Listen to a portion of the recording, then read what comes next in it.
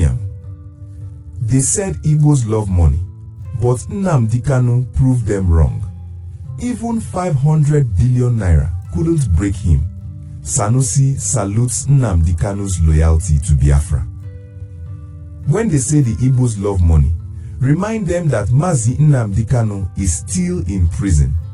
When they say the Igbos don't love themselves, remind them that Nnamdi Kanu is still sacrificing his freedom for his people, said Muhammadu Sanusi II, Lamido Sanusi, former Emir of Kano.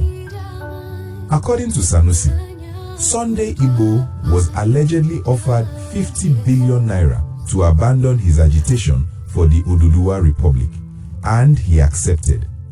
But Nnamdi Kanu was reportedly offered 500 billion naira, an oil well, and a lifetime payment of 5 billion naira monthly. Yet he rejected them all, declaring it is Biafra or death.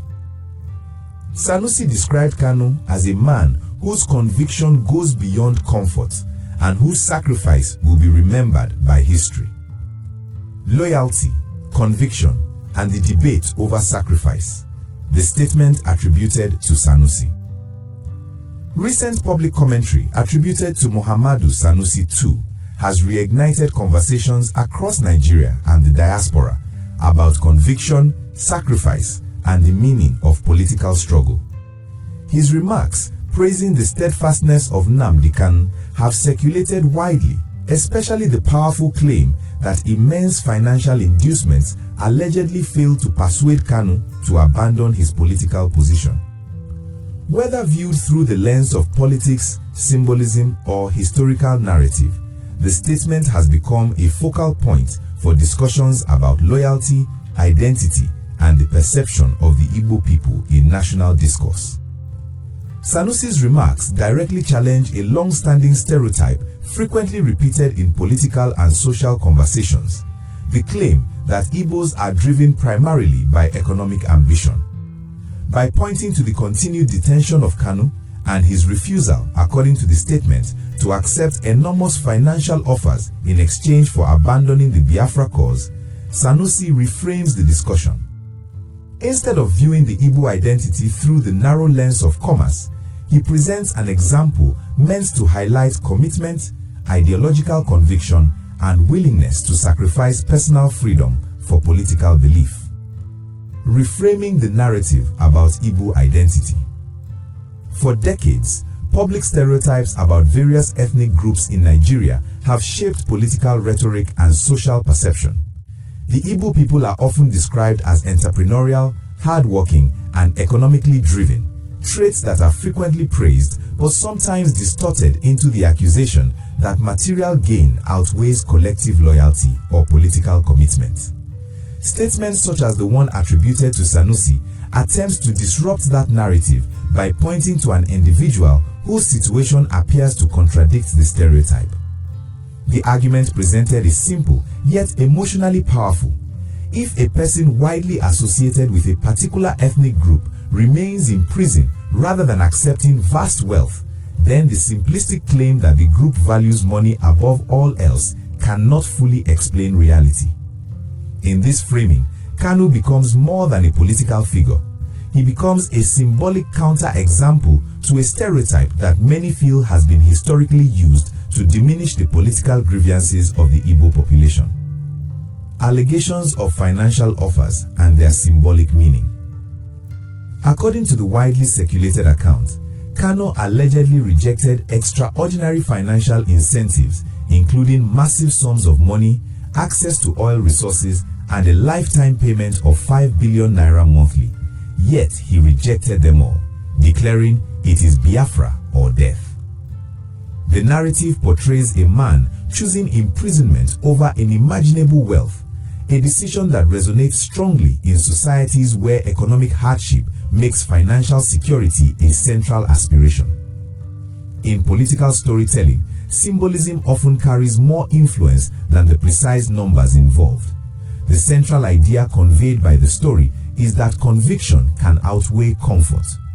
When such stories spread, they shape public imagination by presenting a dramatic contrast: freedom and wealth on one side, imprisonment, and political loyalty on the other. This contrast is what gives the narrative its emotional force and explains why it has circulated widely in discussions about sacrifice and leadership. Comparisons with other movements. The statement also references Sunday Igbo, drawing comparisons between different regional agitation movements. Such comparisons are common in political discourse because they allow observers to evaluate movements not only by their demands, but also by the perceived personal sacrifices of their leaders. Whether fair or not, public perception often equates the moral strength of a movement with the perceived steadfastness of its leadership. Throughout global history, movements that endure often emphasize the sacrifices of their leaders as proof of sincerity. From anti-colonial struggles to civil rights campaigns, the willingness of individuals to endure imprisonment, exile, or hardship has frequently been used as a measure of ideological commitment. In this context, the narrative surrounding Kanu's alleged refusal of financial offers places him within a broader tradition of leaders portrayed as choosing principle over personal benefit. Sacrifice as political capital. Sacrifice has always been a powerful form of political capital. Leaders who appear willing to suffer for their cause often gain emotional legitimacy among followers because their personal losses are seen as evidence that their activism is not motivated by personal gain. This perception strengthens loyalty among supporters and reinforces the belief that the struggle represents genuine collective grievances rather than individual ambition. The story attributed to Sanusi's remarks operates within this framework.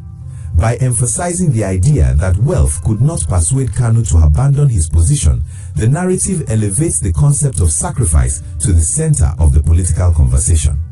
It suggests that ideological conviction, rather than economic advantage, is the driving force behind his actions. Whether one supports or opposes the broader political objectives associated with him, the image of unwavering commitment inevitably shapes how the public interprets the movement he represents. The psychological impact of symbolic leadership. Political movements often depend heavily on symbolic figures because symbols create emotional cohesion among followers. When supporters believe that a leader has refused extraordinary personal benefits in order to remain faithful to a collective cause, they often interpret that decision as proof that their struggle is morally justified. The leader's personal story becomes intertwined with the identity of the movement itself. In this way, the narrative surrounding Kanu functions not only as an individual biography but also as a psychological anchor for supporters who see his continued detention as evidence of commitment rather than defeat. The symbolism reinforces a sense of endurance. If the leader remains committed despite hardship, followers may feel encouraged to maintain their own commitment. The historical memory of sacrifice. History tends to remember political struggles not only for their outcomes but also for the stories of sacrifice that accompany them. Figures who endure imprisonment often become central characters in national or regional historical memory because their experiences humanize broader political conflicts. Over time, these stories can shape how future generations interpret the legitimacy of the movements involved. The statement attributed to Sanusi positions Kanu within this historical narrative framework. By describing him as a man whose sacrifice will be remembered by history, the remark suggests that personal endurance may ultimately play a role in shaping how future observers evaluate the period's political tensions. Such language transforms contemporary events into part of a longer historical storyline, implying that present controversies may one day be viewed through the lens of legacy rather than immediate political disagreement. Challenging simplistic ethnic stereotypes. Perhaps the most significant aspect of the statement is its challenge to simplistic ethnic stereotypes. Societies often rely on broad generalizations to describe large groups, but individual examples often reveal the limitations of such assumptions. By highlighting an individual who, according to the narrative, rejected enormous financial incentives, the statement argues that identity cannot be reduced to economic motivations alone. This This reframing has implications beyond the specific political case involved. It invites broader reflection on how societies discuss ethnic identity, loyalty, and political engagement. When public discourse moves beyond stereotypes and begins to acknowledge the complexity of individual motivations, conversations about national unity and political inclusion often become more nuanced. Conclusion. The remarks attributed to Muhammadu Sanusi II, praising the steadfastness of Nnamdi Kanu, have resonated widely because they touch on themes that extend far beyond a single political struggle. Conviction versus comfort, sacrifice versus wealth, and the challenge of redefining entrenched stereotypes. By presenting Kanu as a figure who allegedly refused extraordinary financial offers while remaining committed to his political beliefs, the statement positions him as a symbol of ideological loyalty in the eyes of many observers. Whether interpreted politically, historically, or symbolically, the narrative highlights the enduring power of sacrifice in shaping public perception. It suggests that the legacy of political figures is often defined not only by their victories or defeats, but also by the personal choices they make when confronted with the temptation to abandon their convictions. In that sense, the conversation sparked by these remarks is not only about one individual, it is about how societies understand loyalty, identity, and the meaning of commitment in moments of national tension. Stay tuned for more updates. Don't forget to follow, like, and share widely. Have a nice day.